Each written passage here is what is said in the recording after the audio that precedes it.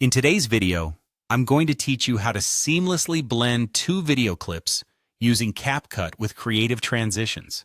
Whether you're crafting a short film, a fun vlog, or simply want to add a dash of professional polish to your clips, mastering the art of transitions can elevate your video from ordinary to extraordinary. Let's dive right in. First, you'll want to start by placing two video clips in sequence on your timeline. This is your project's foundation. By stacking these video clips end to end, you're setting the stage for a fluid storytelling experience.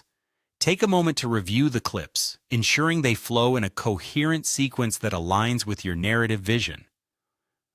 Once those clips are perfectly aligned on your timeline, it's time to get creative with transitions. Click on the transition box that appears between your two clips. This is your palette of options to choose from and is key to creating that seamless visual journey. For this video, we're going to explore two dynamic transitions, perspective warp and 3D zoom. These transitions are particularly effective in maintaining viewer interest and enhancing the visual appeal by adding depth and a sense of motion to your project. Experiment with both and see which one resonates more with your theme or style. With your transition selected, you'll want to refine its impact by adjusting the transition speed. The speed of your transition is crucial for achieving realism. A transition that is too fast might feel jarring or abrupt, while one that's too slow might become boring or drag the narrative. For a fluid, lifelike transition, try balancing the speed to align with the rhythm and energy of your video content. Now, for that finishing touch that sets professional videos apart, consider adding motion blur or a light flash. These enhancements are like the cherry on top, adding a level of seamlessness that's visually pleasing.